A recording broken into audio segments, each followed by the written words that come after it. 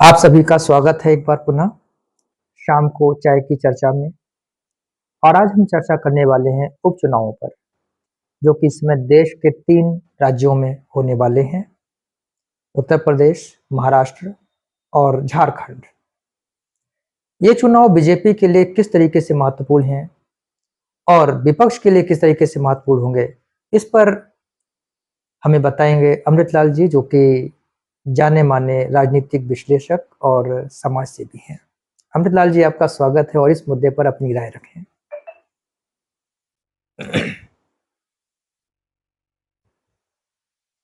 जो गलती भाजपा ने पिछले लोकसभा चुनाव में करी थी, उस गलती में थोड़ा सुधार करके इन्होंने हरियाणा, जम्मू कश्मीर में दिखा दिया है कि वहाँ पे एक तो हरियाणा में इनकी अपनी सरकार बन गई और दूसरे जम्मू कश्मीर में भी जो सरकार बनी वो इनके इशारों पे ही चलेगी। एक तरह से कहा जाए तो जो जम्मू कश्मीर की सरकार है वो इनके अपने हाथ में है। बिल्कुल 101% जम्मू कश्मीर में आज जो अब्दुल्ला सरकार है वो सरकार को अब बीजेपी की बी टीम की तरह ही माना जाएगा। हाँ, क्योंकि इसके संकेत वहां के मुख्यमंत्री ने पहले ही दे दिए कि मैं 370 के लिए केंद्र से रिश्ते नहीं बिगाड़ूंगा। आज केंद्र सरकार ने भी उन्हें राज्य सरकार का दर्जा देने के लिए अपनी सहमति प्रदान कर दी है। इसका तात्पर्य है कि दोनों के बीच तारतम्य बहुत अच्छा है। बिल्कुल। चुनाव से पहले कुछ भी रहा हो, हाँ। लेकिन आज दोनों मिलके चल रहे हैं। हाँ। और शायद यही वहां की जनता के लिए हितकारी भी रहेगा। बिल्कुल यही हितकारी है और इसी को देखते हुए ही जम्मू कश्मीर में आतंकवादियों की घटनाएं जो बढ़ी हैं वो इसी का परिणाम है। आतंकवादी इससे बहुत ज्यादा तिलमिलाए दुखी हुए हैं हैं। कि भाई आखिर ये हुआ क्या। जो अभी तक पाकिस्तान के साथ थे आज वो हिंदुस्तान की ही भाषा बोल रहे हैं। उमर अब्दुल्ला तो कभी पूरी तरीके से अलगाववादी हुआ करते थे और अजीब व गरीब तरह के विरोध के बयान दिया करते जो आतंकवादियों के पक्ष में होते थे। तो इससे चोट तो पड़नी जायज है।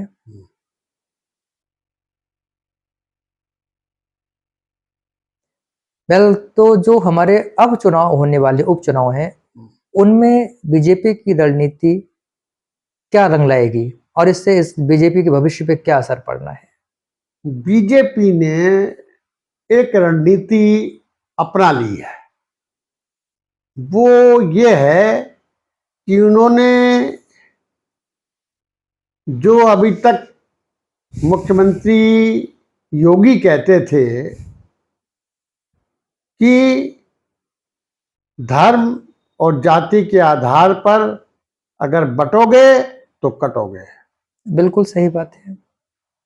आज योगी के इस सोच पे सबसे बड़ा समर्थन जो दिया है वो आरएसएस ने दिया है और जो कुछ कसर बाकी थी वो हेमंत विश्व शर्मा ने पूरी दी कर है। दी। इसमें इसके अलावा बीजेपी ने खुद भी अपनी पुरानी गलतियों को मान के जो संघ से थोड़ा दुराव नजर आने लगा था, अलगाव नजर आने लगा था, अलगाव नजर आने कहीं लगा पर था। एक ईगो था कि हम सब कुछ हैं, हाँ, हमें संघ की जरूरत नहीं है। नहीं है। अब उन्होंने भी ये मान लिया है कि संघ ही सर्वोपरि है, और मैं ये समझता हूं कि इस फार्मूले से कि धर्म और जाति पर अगर बटोगे तो कटोगे, इस पर ही सारा राजनीतिक दारोमदार जो है वो आ गया है। लेकिन इसको तो विपक्ष ये भी कहता है कि ये तो जो है ध्रुवीकरण हो रहा है, ध्रुवीकरण की राजनीति है। ये ध्रुवीकरण की राजनीति है, इसमें कोई दो राय नहीं है। नहीं, लेकिन पोलराइजेशन। ये ध्रुवीकरण जो है ये हिंदुओं के पक्ष में होगा, और हिंदुओं के पक्ष में होगा तो ये भारतीय जनता पार्टी के पक्ष में भी होगा। नहीं, पोलराइजेशन तो विपक्ष हमेशा से करता रहा है, दूसरे दल का। वहां पे तो नहीं बोला कि हम पोलराइजेशन कर रहे हैं। वहां भाई अब जो मुद्दा उसके आ गया है जी। इस मुद्दे ने बहुत क्लियर कर दिया है। अगर इस मुद्दे पे मैं नहीं समझता हूं कि भाजपा कहीं धोखा खाएगी। भाजपा पूर्ण रूप से आपके यूपी के 9 चुनाव, महाराष्ट्र और आपके झारखंड, इन तीनों जगह पे ये अपने बहुमत से जीत के आएगी, क्योंकि इसने इसी मुद्दे के साथ साथ जो इंडिया गठबंधन में भी जो है वो इतनी दरारें डाल दी हैं कि वो कभी एक नहीं हो पाएंगे। गांठें तो हैं गठबंधन में। नहीं, गांठें नहीं है साहब। अब तो यह अगर शुद्ध मन से गठबंधन नहीं है तो फिर ये गठबंधन नीचे तक नहीं जा सकता। जैसे अभी अखिलेश जी ने कहा कि राजनीति में त्याग की कोई जगह नहीं है। नहीं, सवाल अखिलेश जी का नहीं है। अखिलेश जी तो अब है ही। अखिलेश जी के साथ साथ आप भी अब गठबंधन में नजर नहीं आती।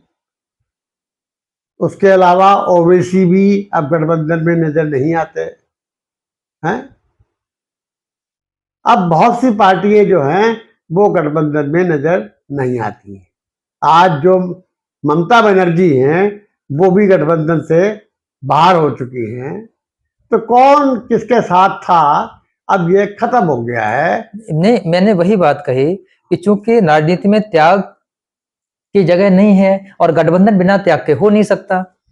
हाँ, तो अब जिस तरीके से हरियाणा में कांग्रेस ने त्याग नहीं करा और आपको सीट नहीं दी, उसी तरीके से महाराष्ट्र में आपकी जो वो है महाराष्ट्र विकास अघाड़ी जो है उसने त्याग नहीं किया और सापा को टिकटें नहीं दी। अंत तो ओवैसी को भी टिकट मांगते रहे लेकिन नहीं दिया।